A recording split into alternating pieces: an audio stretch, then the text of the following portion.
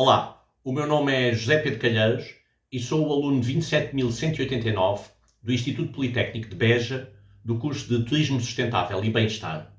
Estamos a fazer os trabalhos da disciplina de Planeamento Estratégico e Marketing Territorial.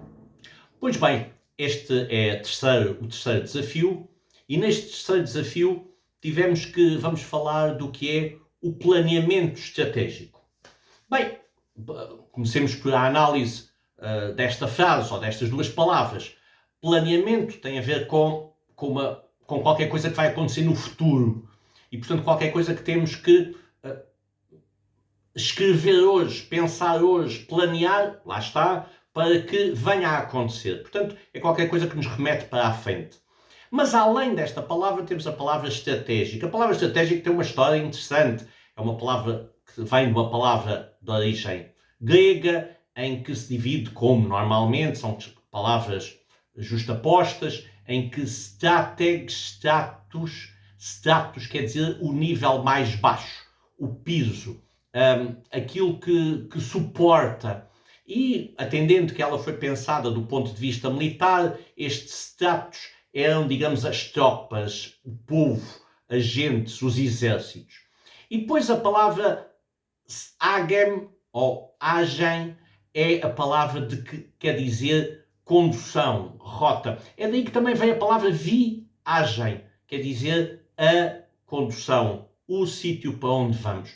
E, portanto, este agem quer dizer também a gestão, como é que se gera como é que se gera. E, portanto, como é que se gera, é daí que também vem a palavra general, é aquele que gera os stratos.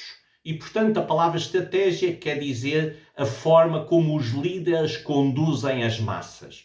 Bem, esta foi apenas um apontamento histórico para de onde vem a palavra estratégia, mas nós falamos tanto disto nesta disciplina que acho que é importante este rigor, este rigor histórico. Bem, mas e como é que ela nasceu? Sim, terá nascido na Grécia. Péricles terá aplicado estratégias na condução. Alexandre o Grande, depois, no século IV a.C., da mesma forma, criou todo um conjunto de estratégias que ele conhecia, que os seus líderes conheciam, mas do ponto de vista empresarial, do ponto de vista do planeamento estratégico, tal como nós o estamos a abordar nos nossos dias, ele nasce realmente com a diversificação das atividades que foram dadas pela indústria e depois pelos períodos pós-guerra, pelos períodos de inovação.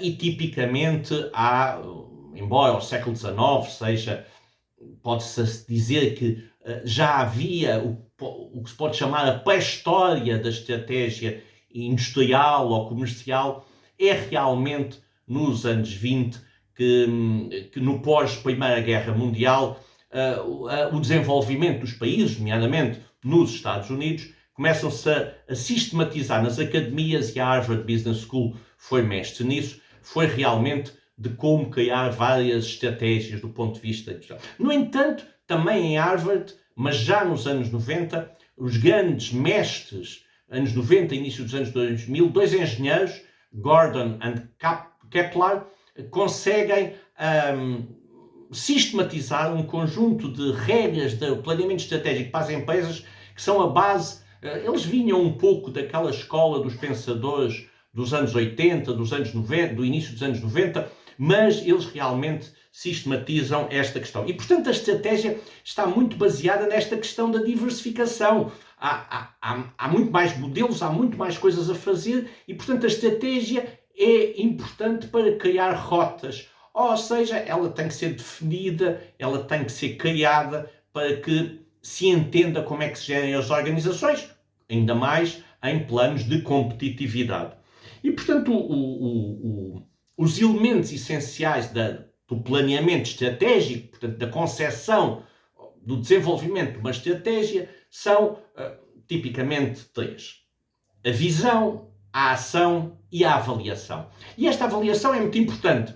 A visão, quando aqui falamos, não é uma visão da bola de cristal, não é uma visão dos mágicos que adivinham o futuro. Esta visão é a chamada visão empresarial, ou visão institucional, ou visão política. E ela tem a ver está baseada nas pessoas que a definem. E, portanto, a visão tem que estar baseada em dois grandes alicerces. Qual é a missão da instituição que é gerida por essas pessoas? Qual é a missão? Portanto, o que é digamos, o seu código? E depois dos valores que guiam essa missão. Os valores que estão muito associados aos valores das pessoas que a pensam.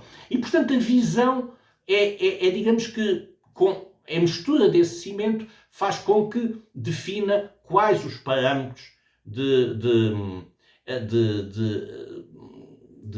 atividade e, portanto, da ação. A ação é o desenvolvimento dessa visão. Ou seja, aqueles conjunto de parâmetros mais ou menos genéricos depois têm que ser traduzidos em ações concretas que vão acontecer. E, finalmente, a avaliação. A avaliação é perceber se as ações que foram tomadas corresponderam à visão que lhes tinham dado origem. E, portanto, a avaliação tem um efeito, ou de validação, isto é, sim senhor, as coisas estão a correr tal como tinham sido previstas, e aí, normalmente, ela faz recuar de novo até à visão, porque naturalmente a visão tem que se tornar uma visão mais ambiciosa. Se atingir todos os resultados, então não tem que haver uma nova visão, tem que haver um upgrade, portanto uma atualização da visão. Bom, mas às vezes o que acontece é, não, a visão estava bem, mas não se atingiram os resultados com as ações. Então a avaliação tem que ir só até à ação e a partir da ação corrigir as ações, como as ações estão feitas, para que a avaliação consiga validar essa relação com a sua lógica anterior, que era a visão. Portanto, por vezes ainda pode chegar à avaliação de que as ações foram bem feitas, mas a visão tinha sido incorreta. Então, aí sim, há que reestruturar a ação. Portanto, a avaliação não é de desdenhar em nenhum destes processos. No entanto, muitas das vezes, ela não é executada. Ou não é executada porque não há meios, ou porque não há vontade. E, portanto, as coisas são deixa estar, já se fez. E, portanto, agora passa-se, arquiva-se isto e cria-se aqui um novo documento, uma nova visão e novas ações, e isto logo se vê como é que dá. Isto é o mundo real. Não é o mundo teórico. O mundo real é mesmo assim. Porque planeamento estratégico pode ser feito tipicamente em dois grandes setores. Nós, quando temos que gerir o nosso orçamento familiar, as nossas casas, não vamos dizer que vamos desenhar um planeamento estratégico. Portanto, estamos a falar de organizações públicas, organizações privadas. É verdade que ele nasce nas empresas, e nas empresas ele tem como objetivo optimizar o trabalho de uma sociedade comercial, industrial, comercial, mas de uma sociedade empresarial. E, portanto, o objetivo é a criação de riqueza. Essa criação de riqueza, mas não é só a criação de riqueza. Muitas pessoas dizem que é o dar lucro.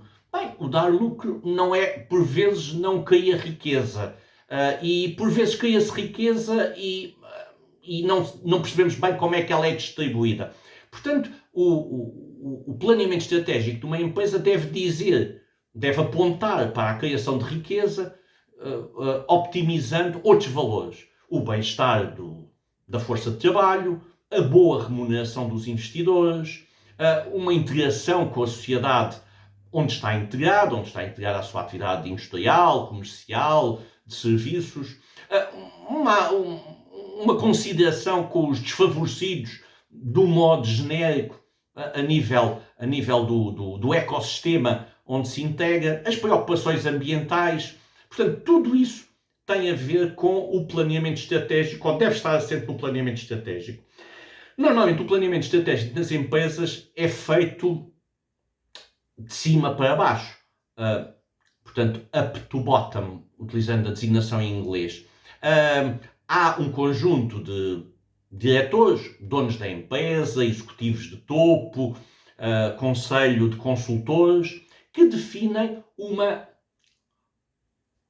os valores, declaram os seus valores, definem a missão e apontam para a visão. E depois, o planeamento estratégico é normalmente feito por profissionais que sabem sistematizar todos os passos de um caderno, que pode ser mais ou menos complexo, em que pode ter contributos, e portanto aí já temos uma estratégia mais ou menos híbrida, contributos, por exemplo, da Comissão de Trabalhadores, do sindicato, da comunidade local, dos grupos de interesses, dos clientes. Existe uma coisa que se chama os focus group, em que se procura opiniões daqueles que vão ser os consumidores ou os prováveis consumidores de toda esta dinâmica. Portanto, esta é mais ou menos a concepção deste documento. Normalmente, o planeamento estratégico das empresas criam documentos relativamente simples, mas com graus de confidencialidade diferenciados. Ou seja, não se mostra tudo, mostram-se depois os capítulos que interessam, que os vários níveis hierárquicos ou os vários níveis do ecossistema social ao redor da empresa devam conhecer. Portanto, são documentos normalmente simples e mais ou menos confidenciais. Bom, é verdade que o alvor de uma nova sociedade a nível europeu, mas também a nível americano, na América talvez mais cedo, mas a nível europeu, do pós-Segunda Guerra Mundial, e não só o pós-Segunda Guerra Mundial, mas o pós-recuperação da Segunda Guerra Mundial. Lembrem-se que a Alemanha esteve dividida durante muitos anos, a França teve regimes que, sendo democráticos, tinham algum totalitarismo, como no caso do tempo dos governos do De Gaulle, e um pouco mais à frente, mas tínhamos Estados que até meados dos anos 70 viviam Estados relativamente, como o caso de Portugal e Espanha, eram Estados que eram ditatoriais, totalitários, portanto não democráticos.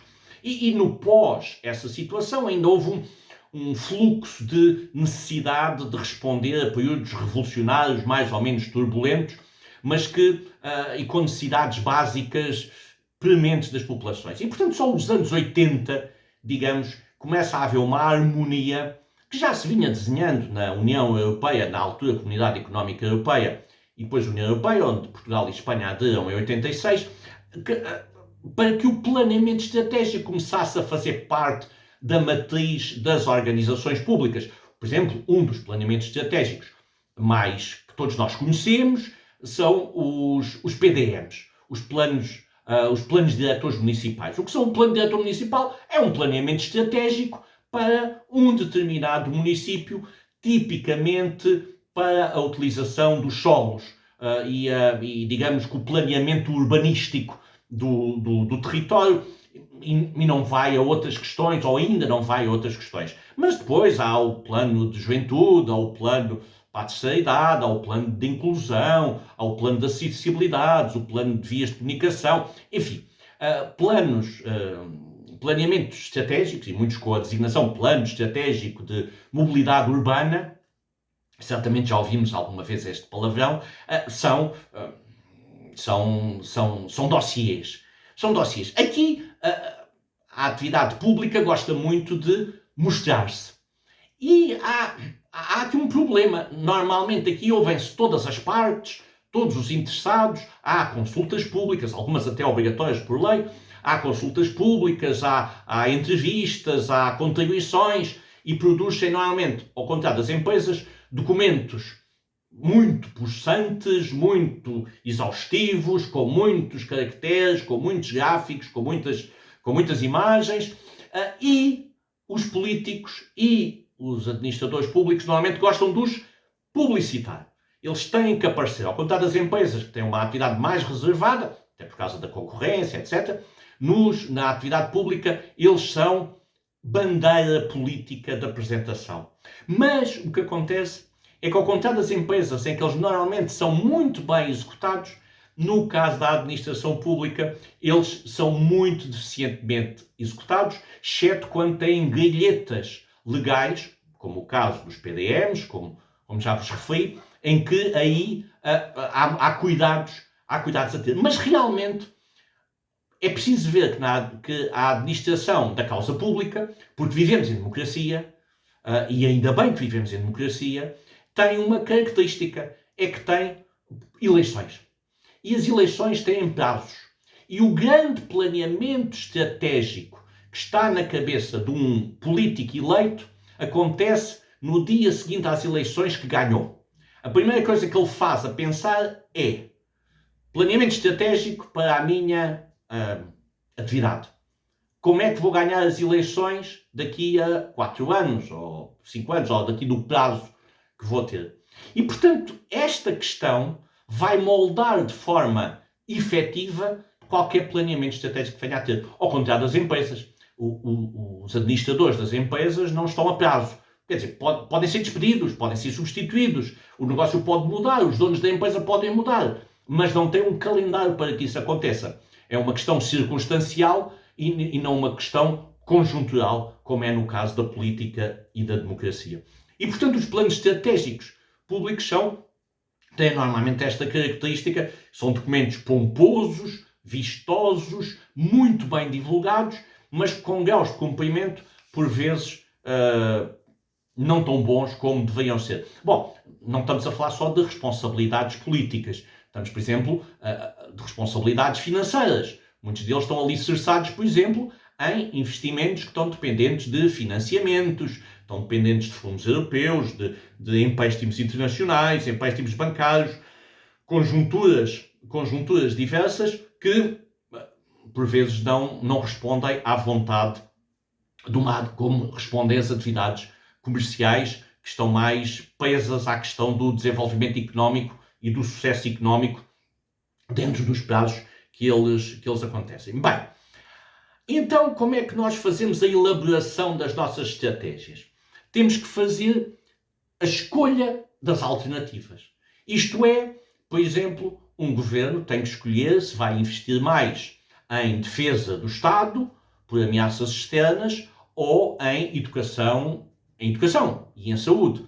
Se vai investir mais em desenvolvimento industrial nas áreas que já estão industrializadas ou em algum tipo de desenvolvimento no interior, onde é preciso investimentos maiores, atração de pessoas, etc.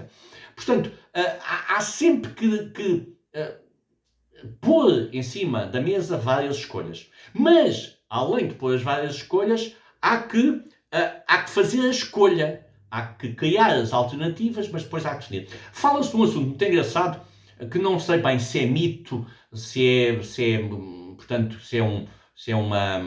um mito urbano, um mito público em Portugal, que há uns anos atrás o governo teria pedido a uns consultores internacionais para definirem, fazer um plano estratégico para Portugal porque talvez no final dos anos 80 ou início dos anos 90, qual seria a estratégia de Portugal? Seria um país de indústria pesada? Seria um país de portos? Seria um país de turismo? Seria um país de agricultura, florestas, atividade mineira, desenvolvimento de investimentos noutros territórios, maior relação com os países de expressão de língua portuguesa? Enfim, e houve um conjunto, e foram consultadas algumas empresas que apresentaram diferentes estudos.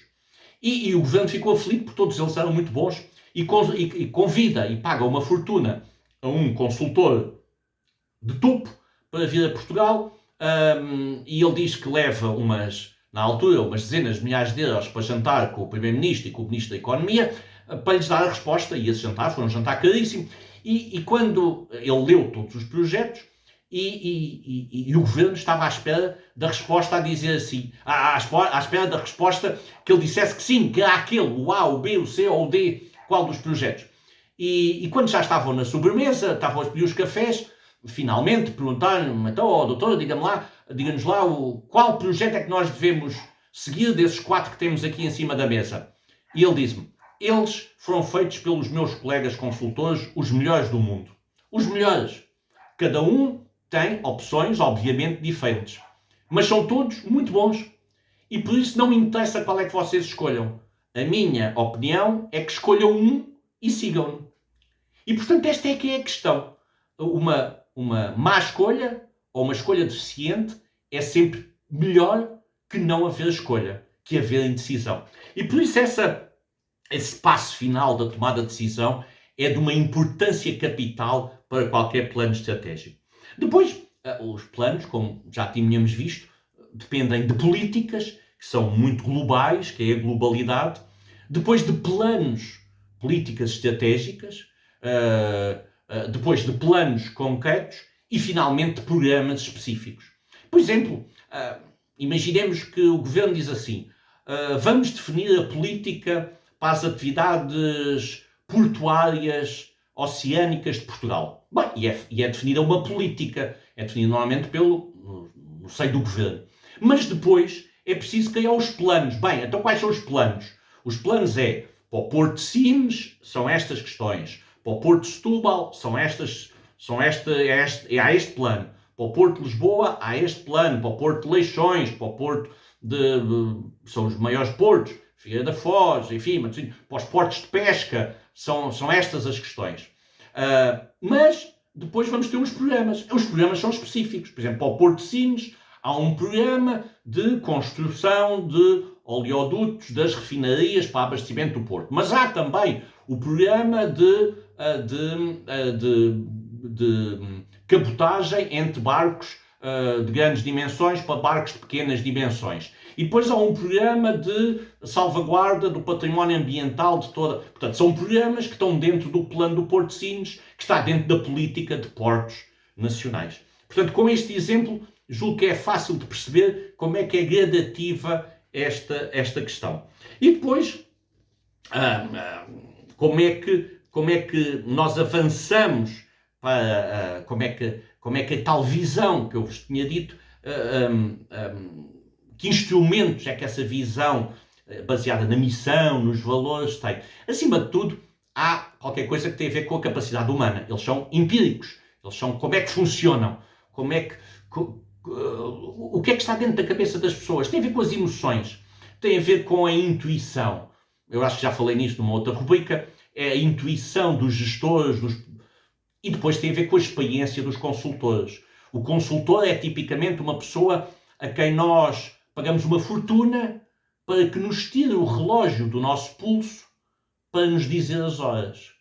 Porquê? Porque o consultor, nós também podíamos ver as horas, mas o consultor tem essa capacidade de ter uma opinião concreta, isenta. E tem outra coisa, ele não é só o nosso consultor, ele é consultor dos nossos concorrentes, ele é consultor dos nossos parceiros, ele é consultor em outros ecossistemas e, portanto, traz com ele uma experiência acumulada extremamente importante. E, portanto, esta visão pode ser uma visão prospectiva ou uma visão estratégica. Ela é prospectiva quando, lá está, temos o tal consultor que tem um panorama de referência, tem experiências, tem dados concretos. Ela é estratégica quando aponta para o futuro, quando olha realmente para a frente. E, portanto, ela tem como grandes instrumentos a típica análise SWOT, que nos analisa os pontos fortes, os pontos fracos, as oportunidades e as ameaças. E, portanto, os pontos fortes e os pontos fracos dependem da organização e do projeto. As ameaças e oportunidades são situações externas e, portanto, a conjugação desta matriz, que está mais que estudada, que todos nós já a lemos, já a trabalhámos tantas vezes, é efetivamente uma boa ferramenta. Não pode ser muito complexa, muito complicada. Eu já vi análises SWOT em que cada uma das caixas tem 20 pontos. Não, ela tem que ter ali, tem que estar resumidos a 3 ou 4 coisas que fiquem na cabeça das pessoas e que se resolvam facilmente depois com situações específicas, ou que se aproveitem, ou que se remediem, conforme sejam positivos ou negativos. E depois inicia a análise, a professora fala-nos da análise causa e efeito. Eu acho que é uma designação bonita para uma coisa que nós falamos noutros âmbitos da nossa vida, que é a tentativa e erro. E, portanto, a análise causa e efeito é fazemos e vimos o resultado. Não arriscamos muito para não termos resultados muito maus, mas também não teremos muito bons se forem. E se forem bons, então a causa deu um bom efeito podemos continuar. Se deu um mau efeito, recuamos e, portanto, é o processo de tentativa-erro. Muitas vezes não é que seja desdenhável, é um processo iterativo, portanto, vamos voltando atrás e repetindo, ou vamos voltando atrás e corrigindo. Não é? E, portanto, há sempre uma incerteza de quando avançamos para qualquer desses processos. Finalmente, na avaliação, podemos ter uma avaliação com esta designação ex ante, eu nunca a tinha ouvido, mas é uma avaliação a priori. O que é uma avaliação a priori? É com os dados que temos. O que é que já se fez idêntico e que resultados é que deu? O que é que já se fez parecido e que erros cometeram? O que é que já se fez desta forma e falhou? Ou as mesmas coisas, mas resultaram, não é? E, portanto, mas por vezes não percebemos bem, não é? Aquela gelataria está há 10 anos naquela praça e tem um sucesso, e há uma pessoa que diz, eu vou abrir uma gelataria do outro lado da praça, e essa gelataria está sempre vazia. Portanto, lá está. Há aqui processos que não são propriamente científicos, porque são sociais e são emocionais. E, portanto, esta avaliação a priori é cautelosa, mas não é de todo segura. E depois há a ex post. A ex post é a avaliação a posteriori. É conforme vamos avançando nos níveis de desenvolvimento da nossa estratégia, termos tabelas de avaliação para perceber o que está a acontecer. E por exemplo, se a nossa estratégia, se o nosso planeamento estratégico é para algo que tem um processo repetitivo, ele tem que ir avaliando os vários momentos em vários anos, em vários meses, em vários segmentos e comparando-os uns com os outros. E, portanto, ir percebendo quais são não tantas diferenças entre eles, mas as tendências que podem acontecer. E, portanto, nestas avaliações ainda existe uma outra, que é já uma multidimensional, que é não tão linear como a empresa no passado que maximizava os lucros, ou os organismos públicos que planeavam estrategicamente o bem-estar das populações. Hoje muitas outras questões estão em causa. As questões ambientais, as questões sociais, as questões emocionais, as questões de igualdade de género, as questões da pobreza mundial, as questões da salvaguarda do futuro, as alterações climáticas.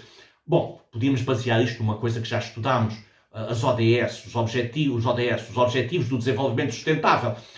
É uma sistematização perfeita. São 17, poderiam ser 14, poderiam ser 25, mas temos aqueles 17. E, portanto, se basearmos o nosso estudo em todas estas questões, então aí temos a certeza de que o universo que rodeia qualquer planeamento estratégico é um universo complexo e a várias dimensões, tanto no espaço como no tempo. E o planeamento estratégico tem que ter um documento? A resposta que eu daria é que sim. O planeamento estratégico tem que ter um documento. Ele tem que ser legível para outros que não aqueles que o elaboraram. E mesmo aqueles que os elaboraram fazem outras coisas na vida. E passados um mês, 6 meses, um ano, podem ter que recuperar a informação que estava e como é que ela é em cadência, desde as políticas, passando para os planos e depois passando para as estratégias, como é que ela está a ser executada. Mas, quando um agricultor, com os seus irmãos, com os seus filhos, trata da sua terra, ou um agricultor até já de maior escala trata das suas herdades, da cortiça, das vacas, falando agora, por exemplo, do Alentejo, trata da cortiça, trata das pinhas, trata das vacas, trata das ovelhas, ele tem um planeamento estratégico. Pode não ter nada escrito. Bem, agora já tem o apoio dos engenheiros agrónomos, dos técnicos de silvicultura, enfim, dos gestores agrícolas, que esses sim já têm, efetivamente, todas estas ferramentas. Mas, tradicionalmente, ele sabia qual era a altura que se tinha que tirar a cortiça, sabia a altura que se tinham que separar as vacas, tinha que se tirar os bezerros, enfim. Portanto, havia um planeamento estratégico que, por vezes, era feito num caderninho em casa, com umas notas, ou até utilizando muito, tradicionalmente, o almanaque borda d'água.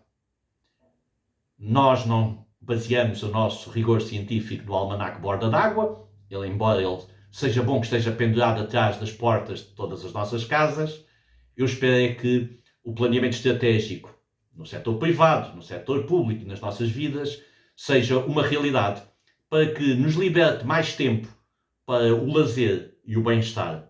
O meu nome é José Pedro Calheiros, aluno número 27.189 do Instituto Politécnico de Beja, do curso de pós-graduação em Turismo Sustentável e Bem-Estar, e contribuí para a cadeira de marketing territorial e planeamento estratégico e marketing territorial. Muito obrigado pela vossa atenção.